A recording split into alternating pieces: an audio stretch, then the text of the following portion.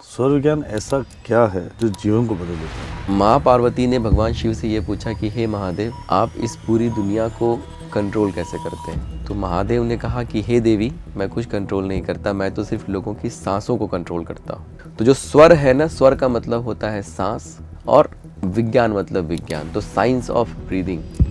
Sir, मेरा तो ये मानना है कि जो ये ज्ञान है जो पुस्तकों में लिखा हुआ है, इसको बच्चों को स्कूल में पढ़ाया जाना चाहिए। जब आप इम्बैलेंस हैं तो ये शक्ति शिव से मिल नहीं पाती। Okay. और जब शक्ति शिव से मिल नहीं पाती है तो अब इम्बैलेंस है, आपके जीवन में असफलताएं, परेशानियां, दिक्कत आती। स्वर ज्ञान ऐसा क्या है जो जीवन को बदल देता है? राइट, स्वर ज्ञान एक्चुअली में क्या है और उसकी क्रिया में ऐसा क्या उतना तेज है जो एक आम आदमी की जीवन बदल सकता है? बिल्कुल। देखिए, कैसा है कि ये जो विज्ञान है, ये जो नॉलेज है, ये सीधे सीधे भगवान शिव ने जो है दिया हुआ है।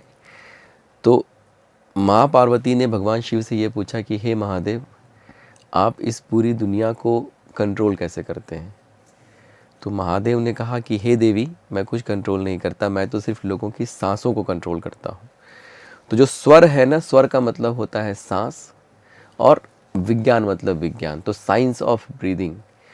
तो आपकी जो सांसें हैं उसको कौन गवर्न कर रहा है? महादेव गवर्न कर रहे हैं। और सांसों के थ्रू ही आपकी पूरी की पूरी जीवन, जैसे आप जब रोड क्रॉस कर रहे होते, सामने से गाड़ी आता है तो आपकी सांसें रुक जाती हैं, तो वो जो रिएक्शन है आपका सांसों का, उसी रिएक्शन से इस पूरी दुनिया में आप ऑपरेट कर रहे हैं।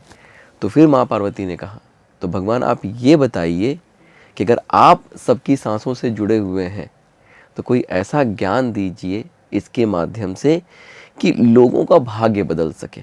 जो ये 9 ग्रहों के चक्कर में हैं, या फिर जो उनकी मोक्ष की जर्नी है, उसको कैसे वो एक्सेलरेट कर पाएँ, जो परेशानियां हैं उससे कैसे बाहर निकल पाएँ। तब महादेव ने ये पूरा का पूरा ज्ञान जो है देवी को दिया, और शिव स्वरोदय शास्त्र करके एक पुस्तक है, उसमें ये पूरा का पूरा नॉलेज रिकॉर्ड हुआ। तो वो ग्रंथ ही कहलाया जाएगा। हाँ।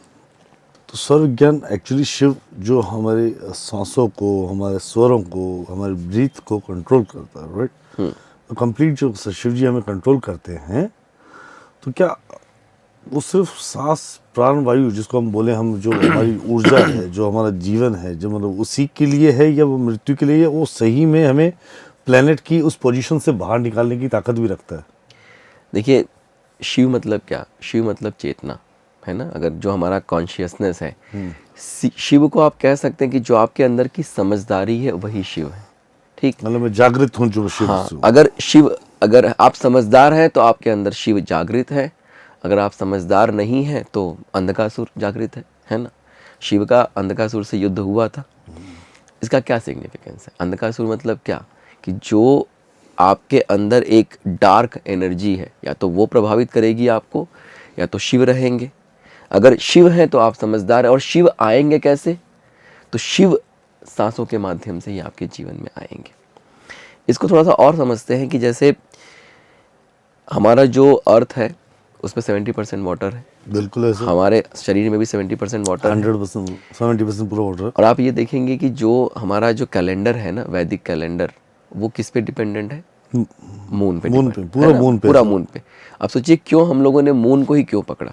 भाई, सन को भी पकड़ सकते थे, जो वेस्टर्न कैलेंडर चलता है सन वाला। क्योंकि क्या है कि जो मून है ना, वो आपकी एनर्जी को, अर्थ की एनर्जी को गवर्न कर रहा है, आपकी एनर्जी को गवर्न कर रहा है। एवरी डे मून चाहे तो घटता है चाहे बढ़ता है। तो उसके एनर्जी में जो शिफ्ट होता है, वही शिफ्ट आपकी एनर्जी में ही भी होता है। अब अगर आपने अपने आप को इस मून कैलेंडर के साथ सिंक में कर लिया, तो आपके अंदर जो सांस है आपकी चल रही है, जो प्राणवायु चल रही है, उसमें डिस्टर्बेंस नहीं है। अब डिस्टर्बेंस नहीं है तो क्या है? एक इक्विलिब्रियम की स्टेट होगी, एक बड़ी ही ऐसे सामंजस्यता की स्टेट होगी। अगेन शिव आ गए, समझदारी आ गई। अगर आपके अंदर डिस्टर्बेंस हुआ तो क्या होगा? आप स्ट्रेस में आएंगे, एंजाइटी में आएंगे, एंगर में आएंगे।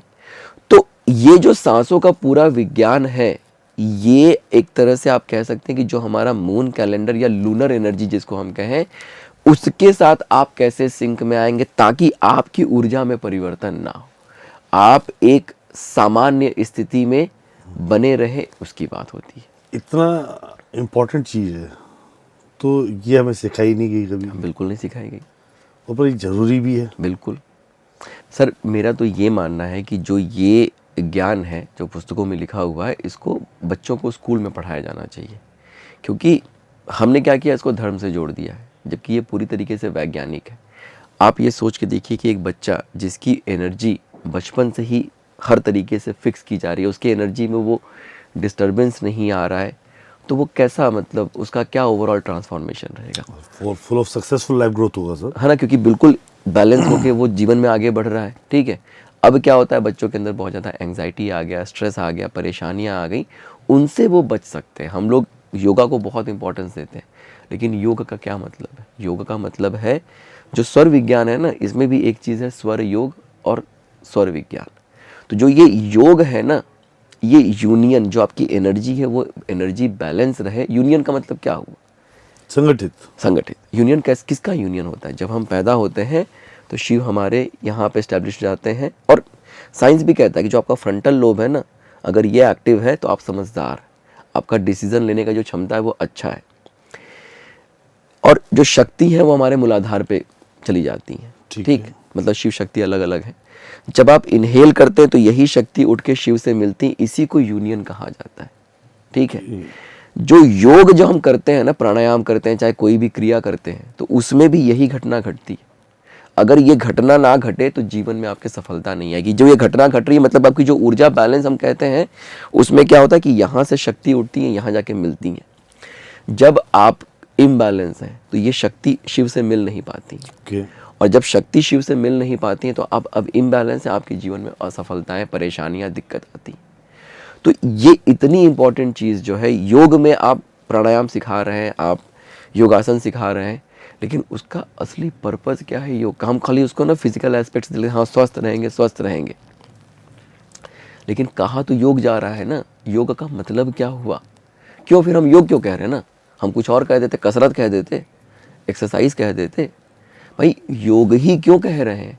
क्योंकि ये जो यूनियन हो रहा है, जो ये योग की घटना घट रही है, जुड़ रहा है, जो शिव और शक्ति मिल रहे हैं, एंड गोल वो है। और स्वर विज्ञान डायरेक्टली, बिना किसी प्राणायाम के, बिना किसी क्या कहते हैं एक्सरसाइज के, बिना किसी योगाभ्यास के, वो कहता है कि सिर्फ तुम्हारी सांसों को तुमने अगर बैलेंस कर लिया, शिव अगर आ गए, तो योग की घटना होनी शुरू हो जाएगी।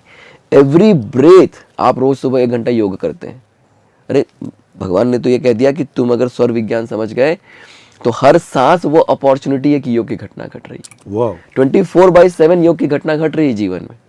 अलग से 1 घंटा योगा करने की जरूरत नहीं है। तो मतलब जब ये घटनाएं घटेंगी तो इंसान के जीवन को क्या प्रतीत होगा और कैसे उसकी लाइफ में सफलताएं आएंगी सर? देखिए सर, सफलता करना एक सिंपल सा मैं आपको फॉर्मूला बताता हूँ। ठीक है, चाहे जो इंसान सफल है उसके जीवन में अगर ये नहीं हो रहा तो सफल हो ही नहीं सकता है। ठीक है, जैसे मैंने कहा कि शिव यहाँ बैठते हैं, शक्ति हमारे मूलाधार पे बैठती हैं। जब हम इनहेल करते हैं ना, तो हमारे पीछे यहाँ पे मिडुला ऑब्लंगाटा पे महाशक्ति जो है वो जुड़ी रहती है। सिंपल सा ये समझते हैं कि जब आप इनहेल करते हैं तो यहाँ से ऊर्जा उठती है, जाके यहाँ पे जाती है। जब एक्सहेल करते हैं तो यही ऊर्जा नीचे जाती है। ठीक है, अब ये इलेक्ट्रिसिटी फ्लो कर रहा है ना, हमारा जो एनर्जी स्पाइन है उसमें इलेक्ट्रिसिटी फ्लो कर रहा है। ये जो इलेक्ट्रिसिटी फ्लो कर रहा है वो क्या करेगा, एक इलेक्ट्रोमैग्नेटिक फील्ड जनरेट करेगा। मतलब हमारा जो, जैसे अगर कोई केबल है ना, वायर है, साइंस की भाषा में कहें आप, तो वो जब भी किसी वायर में एक अगर एनर्जी फ्लो कर रही है, इलेक्ट्रिसिटी फ्लो कर रही है, तो उसके चारों तरफ एक, ऐसे कह सकते हैं कि चुंबकीय जो है एक प्रॉपर्टी क्रिएट हो जाती है। ठीक है। अब जब देखते हैं ना कि ऑरा दिखाते हैं, भगवान की फोटो के पीछे एक ऐसे ऑरा दिखाते हैं, या आप कहते हैं ना सामने वाले का ऑरा बहुत अच्छा है, ठीक, तो ये ऑरा क्या है? वही इलेक्ट्रोमैग्नेटिक फील्ड है। जितने अच्छे से ये इलेक्ट्रिसिटी फ्लो करेगी उतना स्ट्रांग ऑरा रहेगा। ठीक है। अगर ये इलेक्ट्रिसिटी अच्छे से फ्लो नहीं कर रही तो आपका ऑरा वीक है। जब आपका ऑरा स्ट्रांग है, आप कैसे एक हायर फ्रीक्वेंसी पे वाइब्रेट करेंगे, आपको लगता है ना कि बड़ा अच्छा फील हो रहा है, किसी से मिले उसका ऑरा अच्छा है तो क्या लगता है, बड़ा पॉजिटिव, राइट? तो दुनिया में जितनी भी अच्छी चीजें वो भी हायर फ्रीक्वेंसी पे वाइब्रेट करती हैं। आप भी हायर फ्रीक्वेंसी पे वाइब्रेट कर रहे हैं, वो भी कर रही हैं। लाइक अट्रैक्ट लाइक, आपके जीवन में अच्छी अच्छी चीजें आने लगती हैं, आप सफलता की डायरेक्शन में बढ़ने लगते हैं। अगर आपका ऑरा वीक है। कब वीक होगा? जब ये घटना नहीं घटेगी, आपका ऑरा कमजोर हो गया। अब जब आपका ऑरा कमजोर हो गया, अब आप कैसे लोअर फ्रीक्वेंसी पे वाइब्रेट करने लगे। दुनिया में जितनी भी खराब चीजें हैं, नेगेटिव चीजें हैं, वो लोअर फ्रीक्वेंसी पे वाइब्रेट कर रही हैं। अब क्या हुआ? लाइक अट्रैक्ट लाइक फिर से होगा। अब जीवन में आप परेशानियां, दुख, तकलीफ, रोग, विकार, ये सारी चीजें अट्रैक्ट करने लगेंगे। तो जब ये घटना घटती है, ये जो योग वाली घटना घटती है, तो स्वर विज्ञान क्या कहता है कि every breath is an opportunity, कि ये घटना घटे, तुम्हारा मैग्नेटिज्म बढ़े, तुम्हारा ऑरा बढ़े और तुम जीवन में सफल हो जाओ।